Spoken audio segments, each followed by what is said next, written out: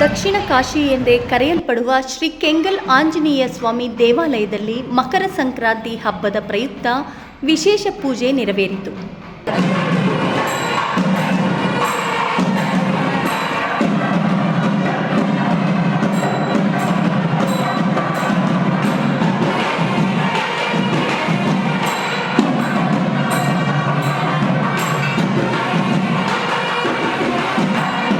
ಮಂಗಳವಾರ ಸಂಜೆ ದೇವಾಲಯದ ಆವರಣದಲ್ಲಿ ಕಂಗೊಳಿಸುವಂತಹ ವಿವಿಧ ದೀಪಾಲಂಕಾರ ಭಕ್ತರನ್ನು ಸೆಳೆಯುವಂತಿತ್ತು.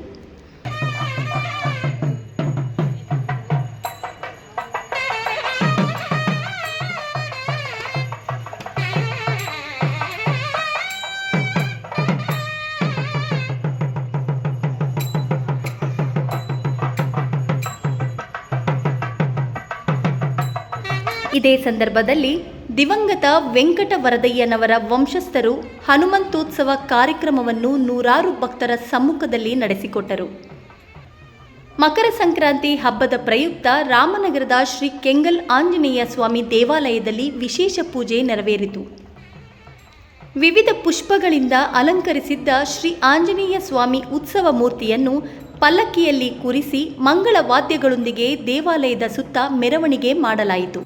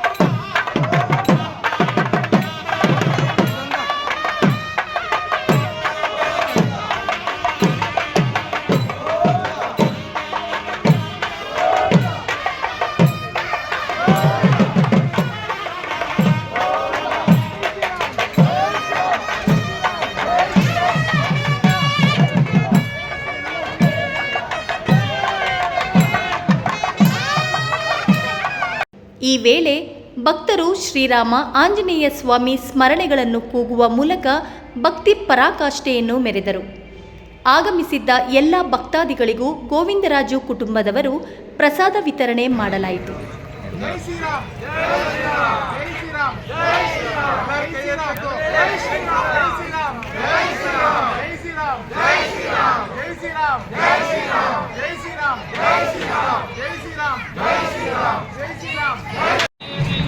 ಮಕರ ಸಂಕ್ರಾಂತಿ ಶುಭಾಶಯಗಳು.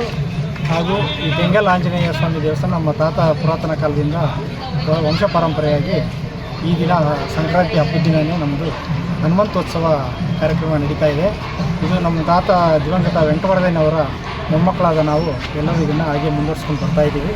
ಈ ದೇವಸ್ಥಾನದ ಮಹಿಮೆ ಭಾಳ ದಕ್ಷಿಣ ಭಾರತದಲ್ಲಿ ಭಾಳ ಪ್ರಸಿದ್ಧವಾಗಿ ಹೋಗ್ತಾ ಇದೆ. ಮಹಾಜನತೆಗೆ ಮಕರ ಸಂಕ್ರಾಂತಿ ಹಬ್ಬದ ಶುಭಾಶಯಗಳು.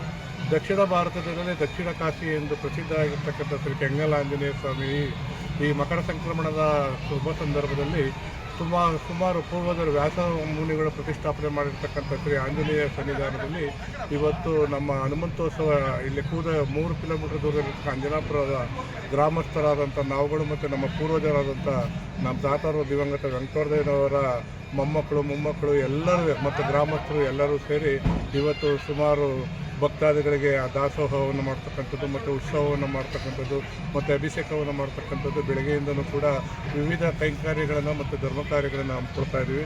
ಈ ಶುಭ ಸಂದರ್ಭದಲ್ಲಿ ನಾವು ಬೇಡ್ಕೊಳ್ಳೋದೇನಪ್ಪ ಅಂದರೆ ಜನತೆಗೆ ಒಳ್ಳೆಯ ಬೆಳೆ ಮಳೆಯಾಗಿ ಎಲ್ಲರೂ ಕೂಡ ಸಂತೋಷವಾಗಿ ನಗನಗ್ತಾ ಇರಲಿ ಅಂತಕ್ಕಂಥ ಆ ಕೆಂಗಲ್ ಆಂಜನೇಯ ಎಲ್ಲರೂ ಕೂಡ ಆಶೀರ್ವಾದ ಮಾಡಲಿ.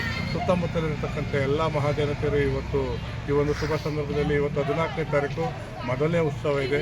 18ನೇ ತಾರೀಕು ಶನಿವಾರ ದಿನ ಶ್ರೀ ಬ್ರಹ್ಮರಥೋತ್ಸವ, ಶ್ರೀ ರಾಮನ ಬ್ರಹ್ಮರಥೋತ್ಸವ ಬರ್ತಾ ಇದೆ. ಅದರಿಂದ ಮಹಾಜನತೆ ಅವತ್ತು ಕೂಡ ಭಾಗವಹಿಸಿ ಈ ದೇವರ ಕೃಪೆಗೆ ಪಾತ್ರರಾಗಿ ಅವರ ಆಶೀರ್ವಾದ ಪಡೆಯಬೇಕಂತ ತಮ್ಮ ಚಾನಲ್ ಮುಖಾಂತರ ಪ್ರಾರ್ಥಿಸ್ಕೊಳ್ತೇವೆ.